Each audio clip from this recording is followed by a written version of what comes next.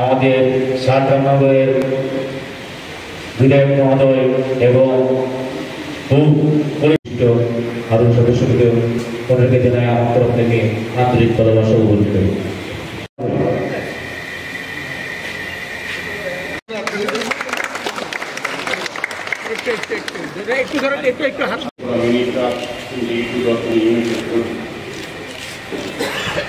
এবং যার পরিচালনায়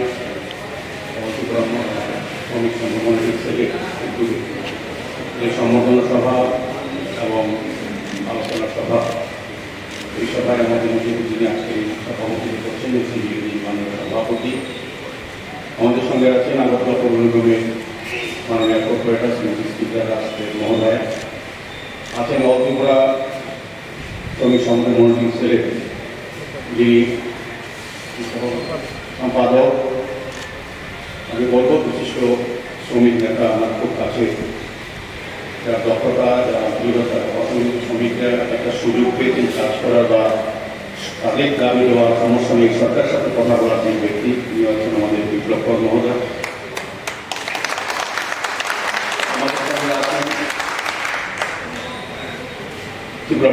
আমি আপনাদের সঙ্গে অনেকের সঙ্গে ব্যক্তিগত পরিচয় আছে, আর বিপ্লবের সঙ্গে আমার ইমাম সাহেবের সঙ্গে বিশেষভাবে আমি পরিচিত, বিশেষভাবে এই কারণে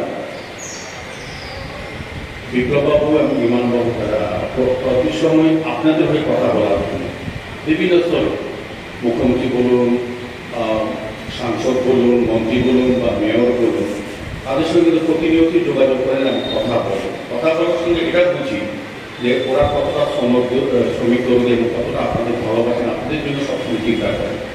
তো আমরাও এটা বিশ্বাস করি 2018 সরকার পরিবর্তন হতে রাজ্যে এটা বিশেষ ভূমিকা শ্রমিক সংগঠনের বিশেষ ভূমিকা ছিল। আপনাদের সক্রিয় অংশগ্রহণ, আপনাদের জীবন জীবিকা বাজি রেখে, কারণ যখন আমরা এখানে আপনাদের অভিজ্ঞতা আমাকে বেশি, যারা শ্রমজীবী মানুষ, শ্রমিক বিশেষ করে এই রাজ্যে যখনই কমিউনিস্ট সরকার নির্বাচন হয়, সবচেয়ে বেশি আক্রমণ আপনাদের সবচেয়ে বেশি, এটা অটো চালক বলুন, গাড়ি চালক বলুন, আর যে শ্রমিক বলুন, সবচেয়ে বেশি আক্রমণটা এবং সন্ত্রাস হয় আপনাদের আপনারা কিন্তু 2018 সন্ত্রাসকে উপেক্ষা করে জীবন জীবিকা বাজি রেখে আমাদের ভারতীয় জনতা পার্টির নেতৃত্বে সরকার প্রতিষ্ঠা করেছিল। তারপর থেকে আমাদের সরকার চেষ্টা করছে আপনাদের যত সমস্যা বা 25 বছর যে কাজগুলি করা সম্ভব হয়নি, করেনি কমিউনিস্ট পার্টি সরকার, সেগুলিকে আপনাদের কাছে পৌঁছে দেওয়ার জন্য বিপ্লবতার মাধ্যমে অনেক চেষ্টা করে যাচ্ছে, অনেকটা সোড়া হয়েছে, আরও কাজ বাকি আছে। প্রত্যেকটি মানুষের শ্রমিক বলতে আমি তার পরিবার, তার পেশা এবং তার কাজকে স্বীকৃতি দেওয়া, সুরক্ষা রাখা, এটা হচ্ছে মেইন কাজ সরকারের।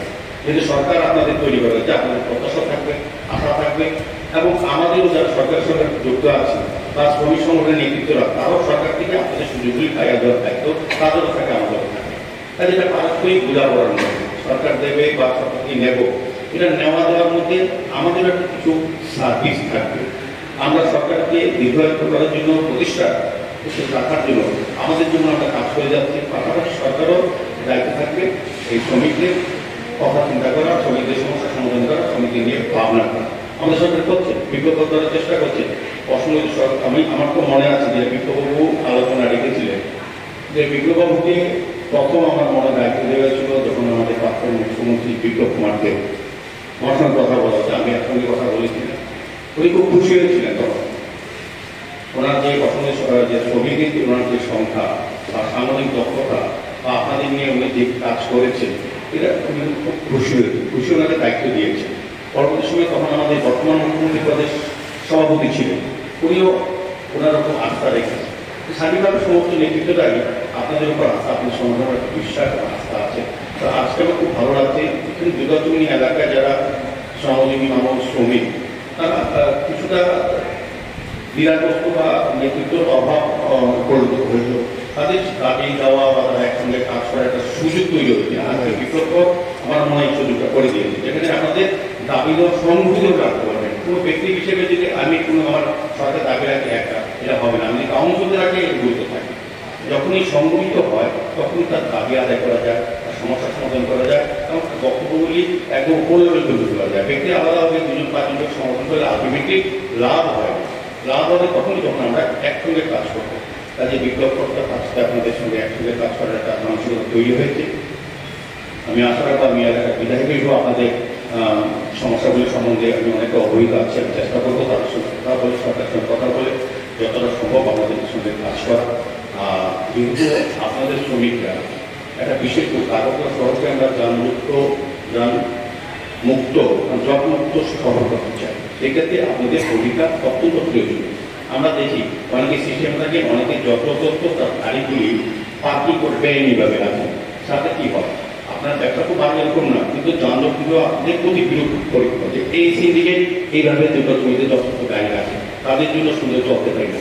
এটা কিন্তু বিষয় এরকম না, আপনাদের জায়গারও অভাব আছে, কোথায় রাখবেন এটা একটা বিষয়। কিন্তু সবটা যদি সিস্টেমে রাখেন তখন ট্রাফিক দপ্তর আমরা আমাদের সঙ্গে আপনাদের আলোচনা হয় সিস্টেমে থাকে, আমরাও আপনার যদি বলতে পারবো। আমরা যদি বলি যে ওইখানে গাড়ি রাখেন আপনাদের ব্যবসা হতে নাও পারে, সেক্ষেত্রে কারোর যদি বুঝে পড়া যায় যে আমি উঠিয়ে দিলাম, আপনি চলে গেলেন বা আপনি গেলেন না, আপনাকে জোর করে কেস দিয়ে দিল, আপনি কেস পাইবেন না গাড়ি চালাবেন, আপনি আদালতে যাবেন না ট্রাফিক দপ্তরে যাবেন না, আপনি সংসার করানোর জন্য অর্থ উপার্জন করবেন, কোনটা করবেন? তা আপনাদের সুন্দরভাবে যদি নিয়ন্ত্রণে থাকেন, আপনারা নিজেরাই যদি চিন্তা করেন আমাদের কাজটা করলে পরে রাস্তাটা পরিষ্কার থাকবে, আমাদের ব্যবসাটা হবে, আমাদের কাস্টমারও বা যারা যারা আছে। এখন সিস্টেম হয়েছে, এখন আর ঘরের সামনে এখন মোবাইলের যুগ, আপনাকে ফোন করলে আপনি গাড়ি সমাধান করবেন। অনেকটা নিয়ন্ত্রণে অনেকটা এসে আমরা মনে হচ্ছে নাগরদোলায় অনেক প্রবলেম হয়েছিল, এখন কিছুটা সিস্টেম আছে। আস্তে আস্তে কিন্তু আধুনিক স্বভাব হচ্ছে। ইচ্ছে করলেই আপনি আপনার গাড়ির সামনে গাড়ি রাখতে পারবেন না, ইচ্ছে করলে আপনি বাজারের সামনে গাড়ি রাখতে, দোকানের সামনে গাড়ি রাখতে পারবেন না। আমরা এই বাজার কমিশনের কথা বলছি, আগে যারা বাজার পরিচালনার দায়িত্ব ছিল তারা সেইভাবে কাজটা করেন। আমরা নতুন কমিটির কথা বলেছি, হয়েছে এবং আমরা ভিজিট করেছি, আমরা ভিতরে গাড়ি প্রবেশ নিষেধ করেছি। এটা মার্কেটের জায়গা, এখানে নেশা, সমাজবিরোধী আড্ডা, এটা অভিযোগ আছে, এটা পুলিশের তো আছে, এলাকার লোকের কাছেও আছে, তাদের কেন আপনারা দায়ভার দেবেন? তো সেক্ষেত্রে আমরা এখানে ভিতরে কোনো রকম গাড়ির ব্যবস্থা আমরা ঢোকার ব্যবস্থা করবো, রাখা যাবে না, আইন ব্যবস্থা গ্রহণ করা হবে। মার্কেটে যে দোকানগুলি আছে আমরাও কমিশনের কথা বলে খোলার ব্যবস্থা করবো। যারা ব্যবসা করেন না তাদের সরিয়ে দিয়ে নতুন যারা ব্যবসা করতে চান তাদেরকে ব্যবস্থা করবো। আর সার্বিক বাজারটা যাতে এই জায়গাটা এই মার্কেটটা সুন্দর থাকে, আমরা টোটালে কথা হচ্ছে, আমরা আলাদা ভিজিট করেছিলাম। আজকে খুব ভালো লাগলো, এটা একটা দৃষ্টান্ত আমরা ভিজিটের সময় দেখেছিলাম। আপনাদের একটা অফিস ঘর সম্পূর্ণ বেআইনিভাবে আপনারা দখল করে বসেছিলেন, তখন আমরা বলেছিলাম যে আমরা কথা বলি, তখন বলেছিল আপনারা সরে যাবেন। তো আমি বলবো বেআইনি আইনের বিষয়টা আমরা দেখবো। বেআইনিভাবে কোনো মার্কেট, শুধু এই দোকান তুমি বিপণীর জন্য কোনো মার্কেটে কেউ যত বড় শক্তিশালী হোক তার থাকতে পারবে না। আইনগত আমরা আমাদের একটা সংগ্রহ অফিস হোক, একসঙ্গে কথা বলুন, সমস্যা সম্বন্ধে অবৈধভাবে আপনারা কথা বলে আমাদের জানাবেন। সেক্ষেত্রে পরবর্তী সময় আপনারা অবশ্যই আমাদের কাছে আবেদন করবেন, আমরা চেষ্টা করবো আপনাদের সংগঠন অফিস করে দেবো।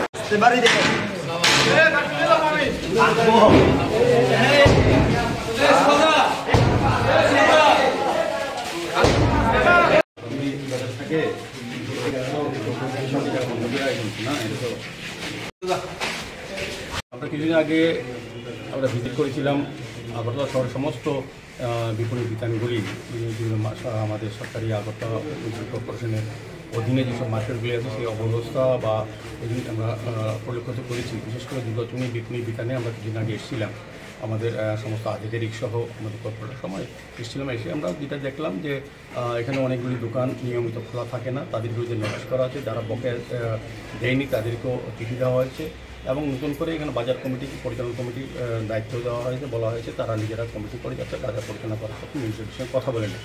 আর তখন একটা জিনিস আমরা লক্ষ্য করেছিলাম যে বাজারে যে আমাদের এখানে টয়লেট ব্লকটা আছে সেটা একটা সংস্থা মিনি ট্রাক সিন্ডিকেট দুর্গাচুনি যারা ইউনিট, তারা আমাদের সঙ্গে কথা না বলে কোনো অনুমতি ছাড়া তারা এটা বেআইনিভাবে আমি বলবো, তারা হয়তো এটা কাজ শুরু করেছিল, কাজ করছিল, কিন্তু এটা বাজার থেকে অবজেকশন এবং কোনো সিন্ডিকেট এভাবে কোনো সিন্ডিকেট না কোনো ব্যক্তি মিউনিসিপ্যালিটিকে না জানিয়ে মিউনিসিপ্যালিটির কনস্ট্রাকশনের মধ্যে বা বিল্ডিংয়ে থাকতে পারে না। আমরা করার সিদ্ধান্ত নিয়েছিলাম, তাদের সঙ্গে আলোচনা করতে খুব ভালো লেগেছে, তারা আজকে আমাদের সহযোগিতা করছে, তারা নিজেরই বুঝতে পেরেছে জিনিসটা সুন্দর হয়নি, ভালো হয়নি। আমরা 7 দিনের সময় দিয়েছিলাম, আজকে এটা আমরা সবটা করে নেব, ভেঙে দেবো, পরিষ্কার করে দেবো, যাতে বাজারের ব্যবসায়ীরা টয়লেটটা সুন্দরভাবে ব্যবহার করতে পারে। এটা থেকে একটা বার্তা দিতে চাই সারা বাজারে আগরতলা শহরে যতগুলি বিপণী বেছেন যারা বেআইনিভাবে অন্যায়ভাবে দখল করে বসে সরকারি জায়গা তাদের বিরুদ্ধে এই জন্য অভিযান ক্রমাগত থাকবে। আজকে দুর্গাবতী বাজারে বিপণী বিতরণটা হয়েছে, আমরা আগে বলে গেছিলাম, এবং বাজারটা চারিদিকে আমাদের এখানে অসামাজিক আড্ডা, নেশার কারবার একটা অভিযোগ ছিল, এলাকাবাসী, ক্লাব এবং বাজারের যারা ব্যবসা করে তাদের থেকে একটা অভিযোগ ছিল, যারা প্রতিবাদ হয়তো করতে পারেনি তাদের সঙ্গে। তখন আমরা এখানে যে জায়গাগুলি নেশার কারবার ঠেক আছে তাদেরকে সেই জায়গাগুলি আমরা ভেঙে দিয়েছি এবং এই জায়গাটা আলোর ব্যবস্থা করে, রাস্তার ব্যবস্থা করে, চলাচলের ব্যবস্থা করব।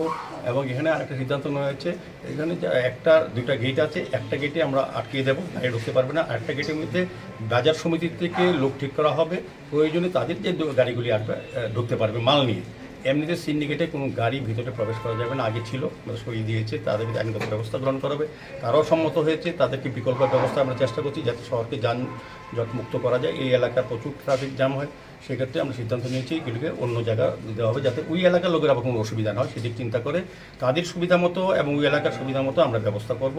আপাতত এই বাজারে এই মার্কেটের ভিতরে কোনো গাড়ি প্রবেশ করা যাবে না। একটা গেটে আমরা বন্ধ করে দেবো, একটা গেটে তাদের সিকিউরিটি থাকবে, তারা প্রয়োজনে যাদের মাল আনবে শুধু ঢুকতে পারবে, বাকি বাইরে কোনো সিন্ডিকেটে গাড়ি থাকতে পারবে না। আর এই এলাকার ক্লাব বা এই এলাকার লোকজন আমাদেরকে অভিযোগ করেছিল এখানে নেশারা, আমি আর কথা বলেছি, আমি নিজেও আমার এই বিধানসভা এলাকার অন্তর্গত বাজার পৌর নিগমের অন্তর্গত আমরা সমস্ত বাজারগুলিতে যাতে সুন্দরভাবে স্বাচ্ছন্দ্যে ব্যবসা করতে পারেন এবং ক্রেতারাও প্রবেশ করতে পারেন সেই ব্যবস্থা আমরা করছি। আমাদের সঙ্গে আজকে ত্রিপুরা মজদুর মোল্ডিং সেলের সম্পাদক আছেন, বিপ্লব কর আছেন, এবং আমাদের কর্পোরেটর স্নিগ্ধাদার দেব মহোদয় আছেন, এই বাজার নবগঠিত বাজারের যিনি সভাপতি রতনকান্ত রায় মহোদয় আছেন, এবং সবাই ব্যবসায়ীর সঙ্গে কথা বলে আজকে সিদ্ধান্ত হয়েছে। আমি শ্রমিক সংগঠনকে সাধুবাদ জানাই, তারা আমাদের সঙ্গে সহযোগিতা করেছেন, আমাদের চিন্তা ভাবনাকে তারা মূল্যায়ন করেছেন। Subscribe to Tripura Info and press the bell icon so that you never miss any latest updates and news on Tripura.